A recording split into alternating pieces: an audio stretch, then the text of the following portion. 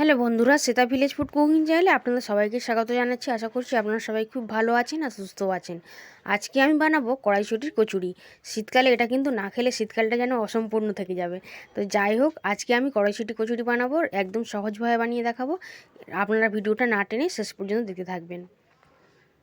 তো কড়াইশুঁটিটা কচুরি বানানোর জন্য আমি এখানে কিছুটা পরিমাণ কড়াইশুঁটি নিয়ে নিয়েছি। মোটামুটি এতটা লাগবে না, তাও আমি নিয়েছি, একটু বেশি করেই নিয়েছি। এখন এই কড়াইশুঁটিটাকে আমি কাঁচা অবস্থায় বেটে নেবো। আমি এখানে শিলনোড়ায় বেটে নিয়েছি, আপনারা মিক্সিতেও বেটে নিতে পারেন, সেদ্ধ করেও কিন্তু বাটা যায়। এবার কড়াইশুঁটিগুলো বাটা হয়ে গেছিলো, তো কড়াইয়ের মধ্যে আমি তেল দিয়ে দিচ্ছি, দিয়ে পুরটা কিন্তু বানিয়ে নেবো। দিয়ে দিচ্ছি পাঁচফোড়নটাকে কয়েক সেকেন্ডের মধ্যে ভেজে নিচ্ছি। আর সমস্ত গুঁড়ো মশলাগুলোকে দিয়ে দিলাম। দিয়ে দেবো 1 চামচ, মানে ছোটো চামচের 1 চামচ জিরের গুঁড়ো, ধনিয়া গুঁড়ো এবং লঙ্কার গুঁড়ো, হলুদ গুঁড়ো দিয়ে দিলাম। সমস্ত গুঁড়ো মশলাগুলোকে 1 চামচ করে দিয়েছি। কয়েক সেকেন্ডের জন্য একটু ভেজে নিলাম। তারপর আগে থেকে যে কড়াইশুঁটিটা বেটে রেখেছিলাম সেটাকে কিন্তু দিয়ে দেবো। তেলের উপর এভাবে নাড়াচাড়া করতে হবে, করেই কিন্তু পুরটা তৈরি করতে হবে। পুরটা তৈরি করতে বেশি সময়ের প্রয়োজন পড়ে না। তো কিছুক্ষণ নাড়াচাড়া করার পর দেখুন জলটা যে থাকবে সেটা কিন্তু শুকনো শুকনো হয়ে আসবে।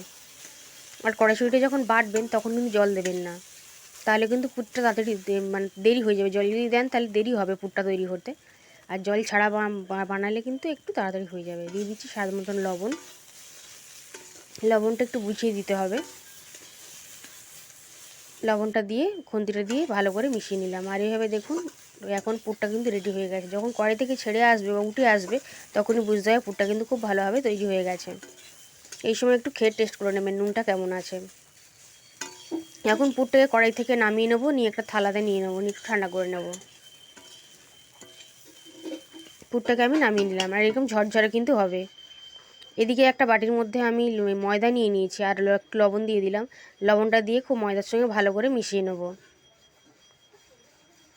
আর এখানে দিয়ে দেবো সাদা তেল, 2 চামচ পরিমাণে সাদা তেল কিন্তু আমি দেবো, দিয়ে ময়ন দিয়ে দেবো। এখানে ময়দার পরিবর্তে এখানে ঘিও দেওয়া যেতে পারে, মানে সাদা তেলের পরিবর্তে ঘিও দেওয়া যেতে পারে। ময়নটা দিয়ে দেবো। ময়নটা কিন্তু দিতেই হবে, ময়নটা খুব ভালোভাবে দিতে হবে। খুব সুন্দর করে এভাবে মাখিয়ে নিতে হবে। দেখুন মুঠো মারলে মুঠো মেরে থাকছে, তার মানে কিন্তু এটা ঠিকঠাক ময়ন দেওয়া হয়েছে। না নাহলে কিন্তু একটু তেলটা বাড়িয়ে দেবেন। এবার অল্প অল্প করে জল দিয়ে একটা ডো কিন্তু বানিয়ে নেবো। ডোটা কিন্তু একটু নরম করে বানাবেন, তাহলে এইগুলো কিন্তু ফেটেও যাবে না বানানোর সময়, আর খুব সহজে পুরগুলো ভরতেও পারবেন ডোটা যদি একটু নরম করে বানানো থাকে। তো এইভাবে আমি অল্প অল্প করে জল দিচ্ছি আর একটা ডো কিন্তু বানিয়ে নিচ্ছি।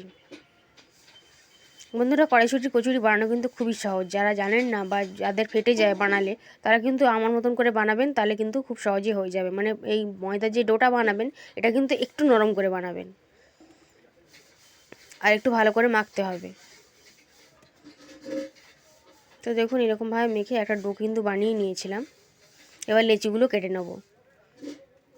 আপনারা আপনাদের পছন্দ মতন লেচি কাটতে পারেন, আমি এরকম সাইজ করে কেটে নিচ্ছি। একটু বড় করে কাটছি। এতে কী হবে, ভাজবার পরেও কিন্তু ফুলকো থাকবে। তো সমস্ত সব লেচিগুলো কেটে নিয়েছি। এবার হাতের মধ্যে নিয়ে গোল করে প্রেস করে চ্যাপটা করে দেবো। যেমনভাবে আটা ময়দা বানানো হয় না রুটি পরোটা করবার জন্য, সেরকমভাবে বানিয়ে নেব। আমি এরকম সাইজ করে বানিয়েছি। এবার একটু ময়দা নিয়ে নিচ্ছি, আর একটু ময়দা উপর থেকে ছড়িয়ে দেবো, দিয়ে একটু পিঠের যেরকম খুলি করে এরকম খুলি করে নেবো, মানে পুরটা দেওয়ার জন্য একটা জায়গা করে নেব। যেহেতু একটু নরম করে বানানো হয়েছে ডোটা, তাহলে কিন্তু খুব সুন্দরভাবে মোড়া যাবে। পুরটা দিয়ে নিলাম, নিয়ে দেখুন মোড়াটা কতটা সহজ হয়ে যাবে। চতুর্দিক থেকে ধরে ঘুরিয়ে একটু মুড়ে নিলাম। এবার হাতের মধ্যে রেখে কিন্তু ঘুরিয়ে নেব, তাহলেই কিন্তু রেডি হয়ে যাবে। আর পুরটা কোনোভাবে ফেটে কিন্তু বেরিয়ে আসবে না। পুরটা ফেটে বেরিয়ে আসলে তেলটা নোংরা হয়ে যাবে, এই আর কি। তো একটা কিন্তু আমার রেডি হয়ে গেল। এরকমভাবে আমি আরেকটাকেও রেডি করে দেখিয়ে দিচ্ছি। সবগুলোকে কিন্তু একই রকমভাবে বানিয়ে নেব। আপনারা কিন্তু আমার মতন করে বানিয়ে দেখুন, আপনাদেরগুলো পারফেক্ট হবে। এবং ভাজবার পরও পর্যন্ত, অনেকক্ষণ পরও পর্যন্ত, 1 ঘন্টা বা 2 ঘন্টা পর পর্যন্ত এরকম ফুলকোই থাকবে। তো এটাকেও ওরকমভাবে একটা খুঁড়ি মতন বানিয়ে নিলাম, নিয়ে পুরটা কিন্তু দিয়ে নেব।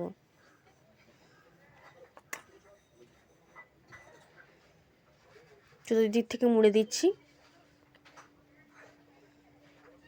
হাতের মধ্যে রেখে গোল করে নেব। খুবই সহজ বন্ধুরা, আপনারা যে কেউ একবার দেখলেই বানিয়ে নিতে পারবেন, কোনো অসুবিধা নেই। এবার হাতের মধ্যে রেখে গোল করে একটু চ্যাপটা করে নিলাম, আর একটা কিন্তু রেডি হয়ে গেল। এইরকমভাবে সমস্ত সবগুলোর মধ্যে পুরটা ভরে নিয়েছিলাম। এবার বেলে নেওয়ার পালা। তো একটাকে নিয়ে নিচ্ছি, দেখুন সব কটাই সুন্দর হয়েছে। এবার বেলে নেবো, অল্প একটু ময়দা ছড়িয়ে দেবো। একটাকে নিয়ে নিয়েছি, অল্প একটু ময়দা ছড়িয়ে দেবো, দিয়ে বেলে নেবো। বেশি বড় করছি না, মোটামুটি মিডিয়াম সাইজেরই বানাবো।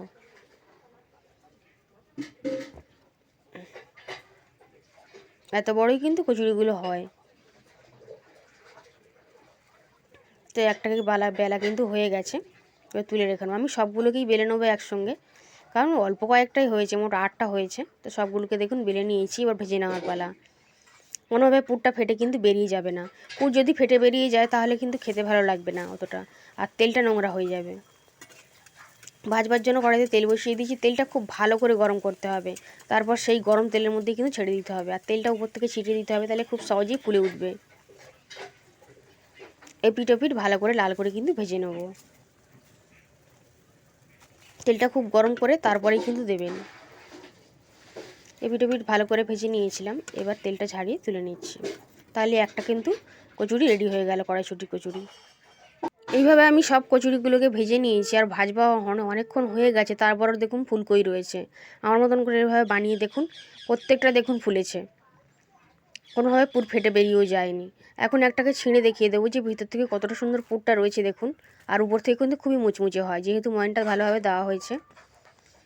দেখুন কত সুন্দর, আর খেতেও কিন্তু দারুণ লাগে। আলুর তরকারির সঙ্গে খেতে ভীষণ ভালো লাগে এই কচুরিটা, এমনি শুধুও খাওয়া যায়। আজ তাহলে এই পর্যন্ত।